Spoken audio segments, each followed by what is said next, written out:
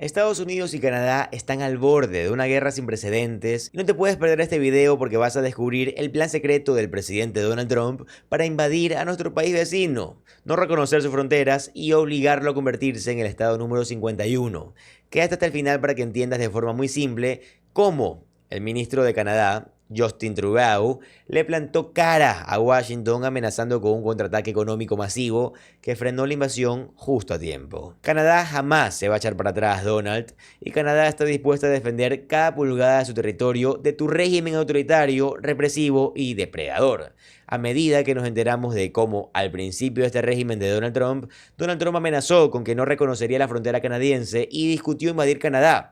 Nos enteramos de cómo el gobierno canadiense, entonces bajo el mando de Trudeau, se plantó firme en contra de Donald Trump y de aquella rueda de prensa que tuvo lugar donde el entonces primer ministro Trudeau respondió amenazando con imponer aranceles masivos contra el régimen de Donald Trump en represalia. Para ver cómo Donald Trump y su régimen se quedaron atónitos y quejumbrosos y se echaron para atrás. Y esto inspiró a Canadá a resistir. Y luego vinculando esto con la última cumbre de la OTAN y cómo Donald Trump una vez más está diciendo, quiero a Groenlandia, quiero apoderarme de Groenlandia. Esto, simplemente les recuerda a todos, a los canadienses, a los otros miembros de la OTAN y al resto del mundo, que este régimen depredador de Donald Trump no va a desaparecer de la nada. Puede que desvíen la mirada por un momento, se echen para atrás y empiecen a quejarse, pero sus ambiciones depredadoras y autoritarias de destruir el mundo no van a terminar. Saben, el ex miembro del parlamento, Charlie Angus, acaba de dar hace unos días una charla increíble. Tuvo una discusión increíble sobre esto que quiero compartir con ustedes, donde relata lo que sucedió cuando Donald Trump se negó a reconocer la frontera canadiense y las implicaciones de que una guerra entre Canadá y los Estados Unidos fuera inminente. Así es como se vio en Canadá. Canadá se estaba preparando para la guerra y francamente todavía debería estar preparada. Y lo está. Y cuando digo guerra es para defenderse del régimen autoritario en defensa de Canadá. Y luego el ex miembro del parlamento Charlie Angus analiza cómo el comportamiento de Donald Trump en la OTAN demuestra que va a seguir haciendo esto.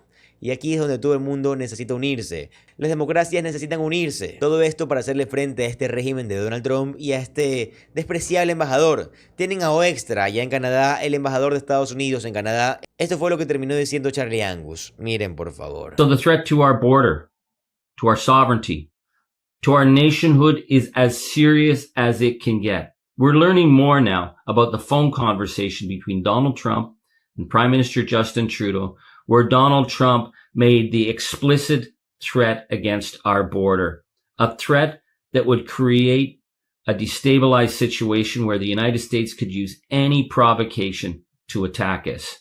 And the only reason they backed off is because Canada stood up and said we would punch them with everything we had. But the threat has not gone away. Just ask the people of Greenland and Denmark. So what we're seeing with NATO this week is Donald Trump doesn't back down from his threats. He steps back for a while, but the threat against democracy, the threat against sovereignty, the threat to our nationhood remains, and we have to remain vigilant. Ahora, aquí tenemos más de Charlie Angus. Quiero compartir con ustedes cómo describe lo que sucedió cuando Donald Trump estaba en plan, ni siquiera vamos a reconocer la frontera canadiense, y cómo esto llevó a Canadá a estar al borde de una guerra en contra del régimen de Donald Trump. Miren, por favor. An unprecedented phone call. It happened as Donald Trump issued 25% across the board unilateral tariffs against Canada, where Donald Trump was talking out loud about being able to simply move the border if he wanted, where Donald Trump was talking about breaking our nation, ridiculing our prime minister, saying he was going to make us the 51st state. And when Prime Minister Trudeau phoned him to try and talk through this and to remind Donald Trump of Canada's long-standing friendship and loyalty and how important the billions of dollars of trade are with the United States for both sides and for workers in both countries, Donald Trump announced that he was going to walk away from the 1908 Boundary Convention. So that was the convention that finally settled all the issues of the 9,000-kilometer undefended border.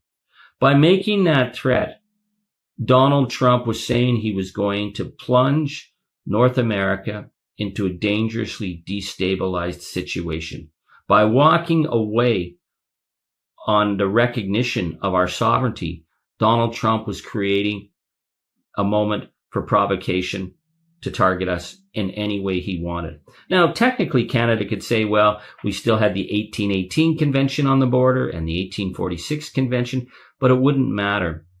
What would happen is if the United States walked away, they could say, we don't recognize the border and we will defend our interests. And this was at a time of growing provocation against Canada. When we were hearing it all in the news at the time, it just seemed so bizarre and crazy. You had Kristi Noem. Yeah, Kristi Noem of Nova Red Mining, who was saying that the real threat to the United States wasn't the southern border. It was the northern border. Yeah, the Canadian border, that we represented a threat of criminality and menace against the American people. Where you had Kash Patel. Yeah, Kash Patel, was he sober or not? The head of the FBI, saying that terrorists were coming over the Canadian border. Where Donald Trump was describing Canada as this giant fentanyl lab, killing Americans as though we were a narco state. We didn't understand it because it seemed so crazy. But what they were doing were they were setting the excuses for provocation to be able to go after a narco state, to be able to cross the border, to go after their supposed terrorist threats. This was a situation that was getting more and more dangerous. And so when Donald Trump put that threat on the table, he was saying, if we don't recognize the border, we can do what the hell we want. And it would have plunged Canada and the United States into a situation of war. Aquí habla de plantarse ante el régimen de Donald Trump. Miren, por favor. But then something happened that the White House didn't expect. Canada stood up. Do you remember that March 4th, 2025 press conference in Ottawa with Prime Minister Trudeau, Dominic LeBlanc, and Melanie Joly? When they came out for the press conference, you could see that they were rattled. You could see that something had gone down. And I think of all the moments in Prime Minister Trudeau's career, and people can say whatever they want about him, but this was the finest moment. Prime Minister Trudeau stood up. He said to the Canadian people that Donald Trump was trying to create, quote, a total collapse of the Canadian economy to make it easier to annex us. He spoke truthfully to us about the nature of the threat. And then he pointed out that Donald Trump has shown such hatred towards Canada and yet was willing to support time and time again, quote, a lying, murderous dictator in the form of Vladimir Putin. These were blunt words. And then Prime Minister Trudeau announced that Canada was going to impose $155 billion in counter tariffs against the United States. This was unprecedented. Donald Trump, when he threatened other countries, they buckled, they bent, they signed whatever terrible agreement Donald Trump put in front of them. But what Donald Trump was putting in front of us was the end of our nationhood. And so when Prime Minister Trudeau said that he was going to impose $155 billion worth of tariffs, he reminded the Canadian people that this was going to plunge the North American economy into chaos. And he talked directly to American workers and said, you are going to suffer. Like, if our workers suffer, you're going to suffer. It was a very, very unprecedented move. But I was really struck by what the Prime Minister said to Canadians after telling us of the immense sacrifice that we were going to pay if we took that route. He said, when it comes to defending our great nation, there is no price we aren't willing to pay. And that rallied Canadians. Damn right. We would walk through anything to defend our country. And it rallied Canada. The boycott became so impassioned at that point. We understood that this was an existential threat to our nation, and we would do whatever it took to defend our border. And then what happened? Trump tacoed. They didn't expect us to stand up. But did they go away? Did they settle down? Did they decide, okay, this is not a good way to negotiate. Let's get back to the table. They turned on us with the whiny bitterness of bullies who've been punched in the nose. Donald Trump started saying that we were the nastiest people he had ever dealt with. Yeah, the nastiest. Pete Hoekstra, his gaslighting ambassador, called us nasty. Howard Lutnick said, Canada, you suck. Pete Navarro attacked us. They were enraged that we stood up to them.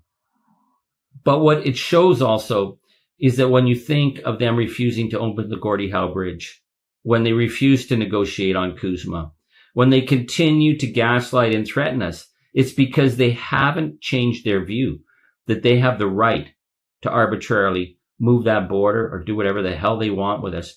And what's stopping them is that we're standing up to them. And that's why they hate us. Y luego habla de la cumbre de la OTAN que tuvo lugar hace unos días.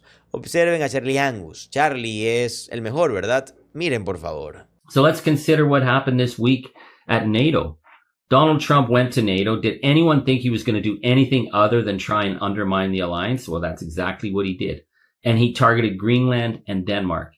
He issued lie after lie about Greenland, saying that it was surrounded by Chinese and Russian ships. He said that the Danish people did nothing for Greenland, that Greenland really belonged to the United States. And he issued a threat. He threatened to pull American troops out of Europe unless the NATO allies, the European countries, allowed him to just steal Greenland without any democratic rights of the people being recognized. And that's not going to happen. So what Donald Trump has done is once again undermined the Western allies, undermined international security, and at the same time, he's relaunched his disastrous war in the Strait of Hormuz. He's got no plan for it. He's burning the world economy because he can. And we remember that threats against Greenland came after his threats and attack on Venezuela, the fact that he is threatening Cuba, the fact that he is undermining elections all over the Americas and in Europe. He remains a major threat, my friends, and he remains a major threat to Canada, and we can't ignore this. But I want to end on something that came out this week. There was a new poll that came out from the Alliance of Democracies. So this is a very serious international organization backed by NGOs and democratic think tanks around the world, and they do annual polling of the views of democratic nations. And what they found now is that the majority of democratic people believe the greatest threat to peace and security in the world right now is the United States. That's the world Donald Trump is creating for the United States. And you know, it doesn't matter what happens if Donald Trump's gone, if J.D. Vance steps in, as long as the United States political, military, media, business communities willing to go along with this, we see the deterioration and the increasing isolation of the United States and the massive realignment of global forces of other countries realizing they can no longer trust the United States. They've got to get the hell out from under this threat and find alternatives. This is what the Prime Minister's vision at Davos has been. This is why we see us signing up agreements with multiple other countries to get out from under the U.S. threat. But this poll done by the Alliance of the Democracies had another really fascinating feature. It says that more and more countries are looking to China as a stable partner. So imagine that Donald Trump's antics and threats to make America great again and his claims that he could just walk across the Canadian border whenever he felt, what it's done is it's secured the place of China as the dominant world power. Wow, Donald, you've done a great job for the American people. But you know, as long as the American political establishment goes along with you, they are as responsible as you for this chaotic situation. So what does it mean for Canada? It means we cannot trust the United States. It means we cannot go along and hope that if we give up this or that in trade negotiations, we're going to get peace. They don't want peace. They want our country and they want us as a vassal nation. And as long as we stand up and remain true, nor strong and free, we've freaked them out and they are thinking twice about crossing that border. And we have to maintain that posture. We could never, ever let them think they can just come at us and that we will give up. We will fight, fight, fight. Sorry, Donald. It makes a lot more sense when Canadians say it than when a loser and convicted criminal like you says it. So, my friends, that's where we're at right now. Y amigos, esto sería todo por hoy. Espero que les haya gustado. Si fue así, no olviden darle un like a este video, comentar el video y suscribirse al canal. Con su apoyo, créanme que podemos llegar muy lejos. Muchas gracias por todo y nos vemos en el siguiente video. Adiós.